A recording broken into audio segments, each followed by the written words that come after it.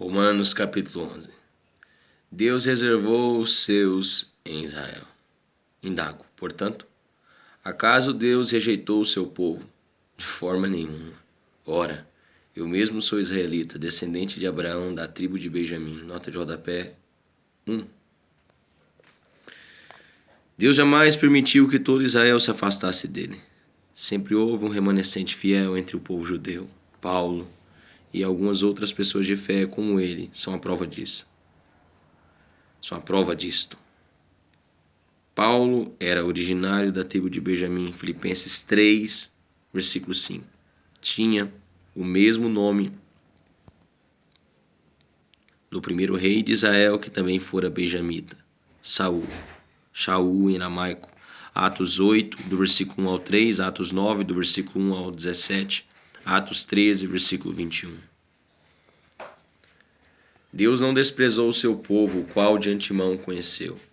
Ou não sabeis o que a Escritura diz sobre Elias? Como ele chamou a Deus contra Israel, segundo afirma a Escritura. Senhor, assassinaram os teus profetas e destruíram os teus altares, e somente eu permaneci. E agora procuram matar-me também. Entretanto, que ele declarou a resposta divina: reservei para mim 7.000 homens que não dobraram os joelhos diante de Baal. Assim, pois, em nossos dias, há igualmente um remanescente separado pela eleição da graça. Nota de rodapé 2. Assim como nos antigos dias de Elias, em meio à apostasia generalizada, havia um remanescente de judeus crentes, piedosos. Entretanto, a base da existência desse grupo de fiéis não eram as boas obras que, sem dúvida, eles realizavam, mas a graça de Deus. O amor ativo de Deus que planejou e ofereceu a salvação à humanidade é a graça revelada na eleição de Israel.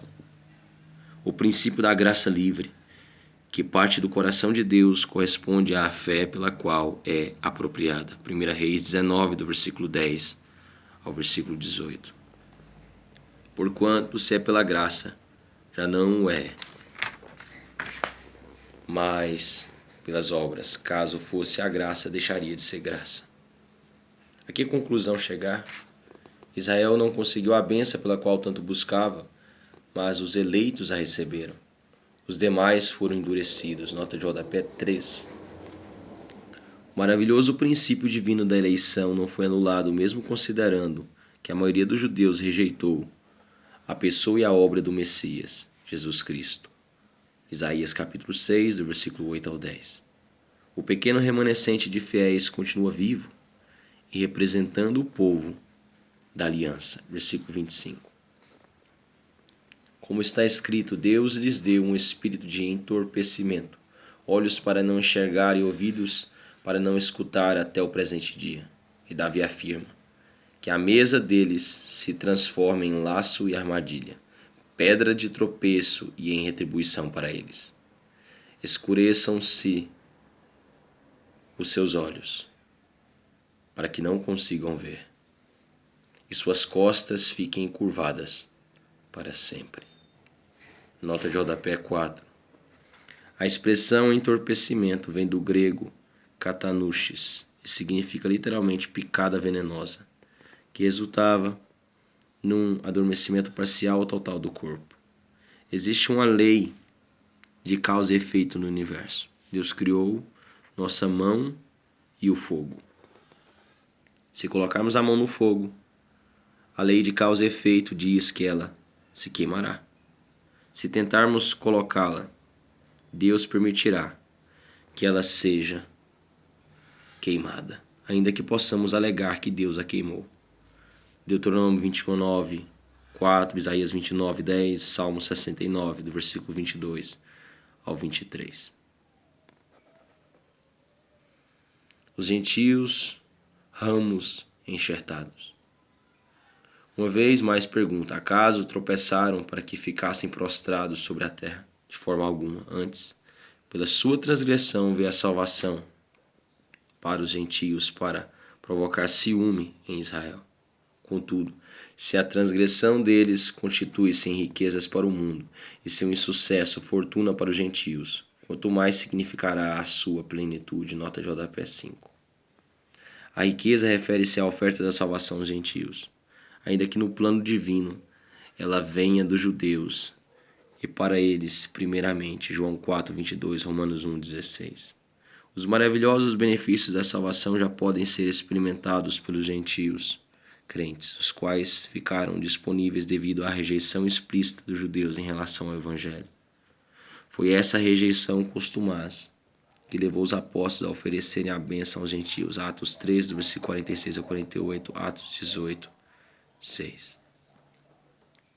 Agora estou falando a vós, gentios, considerando que sou apóstolo dos gentios, exalto o meu ministério, na expectativa de que, de alguma forma, possa instigar ciúme entre meus compatriotas a fim de que alguns deles sejam salvos. Porque, se a rejeição deles significa a reconciliação do mundo, o que será sua aceitação senão vida dentre os mortos? Senão vida dentre os mortos? Nota de rodapé 6. A vida dentre os mortos significa a ressurreição que coincidirá com a gloriosa segunda vinda de Jesus, o Messias. Se é santa uma parte da massa que é oferecida como as primícias dos frutos, a massa toda igualmente o é. Se a raiz é santa, todos os ramos também o serão. Nota de rodapé 7. A primeira parte do versículo é uma alusão ao texto do Antigo Testamento, Números 15, do versículo 17 ao 21. Parte da massa feita com os primeiros frutos da colheita, as primícias, era oferecida ao Senhor, e desse modo ficava consagrada a massa toda.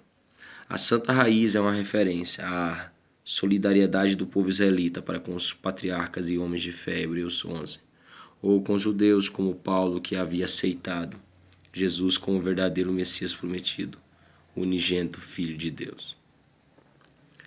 E se alguns dos ramos foram podados, e tu, sendo oliveira brava, foste enxertados entre outros, e agora participas da mesma seiva que flui da oliveira cultivada. Nota de rodapé 8. O procedimento usual de cultivo das oliveiras era enxertar um broto de oliveira cultivada em uma árvore silvestre, ou comum, brava. Paulo, entretanto, constrói sua metáfora de maneira antinatural. Versos 17 ao 24.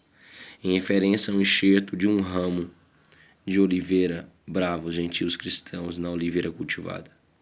Esse procedimento não é natural nem lógico, mas é exatamente esse o ponto básico do ensino de Paulo. Deus agiu sobrenaturalmente, segundo sua sabedoria e soberania. Efésios 2:12. Jamais devemos desprezar os judeus, pois é mais fácil Deus os recolocar na oliveira do que incluir um gentio numa primeira oportunidade. Versículo 24. Não te vanglories contra estes ramos, porém se o fizeres, recorda-te, pois, que não és tu que sustentas a raiz, mas sim a raiz a ti. Nota de rodapé 9. A salvação dos cristãos gentios depende dos judeus, especialmente dos patriarcas. Por exemplo, a aliança com Abraão. João 4:22. Então vós direis, os ramos foram cortados para que eu fosse enxertado. É verdade. Entretanto, eles foram podados por causa da incredulidade deles. Porém tu, que permaneces firme pela fé, não te envaideças, mas teme. Porque se Deus não poupou os próprios ramos naturais, de igual maneira não poupará a ti. Considera, portanto, a bondade e a severidade de Deus. Severidade para com aqueles que caíram, mas bondade para contigo, desde que permaneças firme na bondade dele. Do contrário, também tu serás excluído. Nota de rodapé 10. A teoria bíblica deve levar em consideração a bondade e a severidade do Senhor. Uma doutrina que não aceita a absoluta bondade divina faz de Deus um tirano cruel e insensível. Se não levamos em conta sua justiça severa, o comparamos a um pai incapaz de educar seus filhos, e lhes mostrar o caminho, Jesus. E quanto a eles, caso não permaneçam na incredulidade, serão reconduzidos, porquanto Deus é poderoso para enxertá-los novamente. Afinal de contas, se tu foste cortado de uma oliveira brava por natureza e de forma sobrenatural, foste enxertado na oliveira cultivada, quanto mais serão enxertados os ramos naturais em sua própria oliveira. O amor de Deus salvará Israel. Irmãos, não quero que ignoreis este mistério, para que não sejais presunçosos. Israel experimentou um endurecimento em parte até que chegue à plenitude dos gentios. Nota de rodapé 11. A palavra grega que mysterium é usada pelas seitas e crenças que havia na época de Paulo. A expressão significa revelação, ou trazer à luz um conhecimento oculto. Paulo faz uso dessa mesma expressão para comunicar claramente aos seus leitores que o Espírito Santo estava revelando algo especial da parte de Deus, que estivera obscurecido de todos, mas que agora deveria ficar claro como o dia: a encarnação, morte vicária, ressurreição de Jesus Cristo, o Messias. Romanos 16, 25, 1 Coríntios 2, 7, 1 Coríntios 4, 1, 1 Coríntios 13, 2, 1 Coríntios 14, 2, 1 Coríntios 15, 51, Efésios 1, 9, Efésios 3, versículo 3 ao versículo 9, Efésios 5, 32, Efésios 6, 19, Colossenses capítulo 1, versículo 26, versículo 27, Colossenses 2, 2, Colossenses 4, 3, 2 Tessalonicenses 2, 7, 1 Timóteo 3, 9, versículo 16. No Novo Testamento, a perseverança é a prova da verdadeira conversão. Mateus 24, 13. E assim todo Israel será salvo, como está escrito: virá de Sião o Redentor, que desviará de Jacó a impiedade. Nota de rodapé 12. Paulo deixa claro que a salvação do judeu, seja quantos forem, quando for, ocorrerá com base na mesma exigência requerida a qualquer indivíduo humano: fé sincera em Jesus Cristo crucificado e ressurreto dentre os mortos. Paulo cita Isaías 59, versículo 20, acompanhando a antiga interpretação do Talmud, entendendo que o texto se refere ao Messias e, portanto, a Jesus. Gálatas 4, 26, Isaías 59, versículo 20, versículo 21, Isaías 27, versículo 9, Jeremias 31, versículo 33 e 34. E esta é a minha aliança com eles, quando eu remover os seus pecados. Quanto ao Evangelho, eles são, na verdade, inimigos por causa de vós, mas quanto à eleição, amados, por causa dos patriarcas. Porque os dons e o chamado de Deus são irrevogáveis. Pois assim como vós antigamente fostes obedientes a Deus, mas agora alcançastes misericórdia em virtude da desobediência deles. Mas agora alcançastes misericórdia em virtude da desobediência deles. Assim também estes, agora, tornaram-se desobedientes, para também alcançarem misericórdia em virtude da misericórdia a vós demonstrada. Porquanto Deus colocou todos debaixo da desobediência, a fim de usar de misericórdia para com todos. Nota de rodapé 13. Deus revela toda a sua misericórdia sobre os judeus e gentios indistintamente. Deus levou a humanidade a uma situação na qual não pôde negar sua total culpa perante a lei divina estabelecida em todo o universo. Gálatas 3, 22. O plano de Deus é convencer o ser humano de sua absoluta culpa, condenação, incapacidade pessoal de salvação, necessidade premente de arrependimento e fé em Cristo para obter a salvação eterna.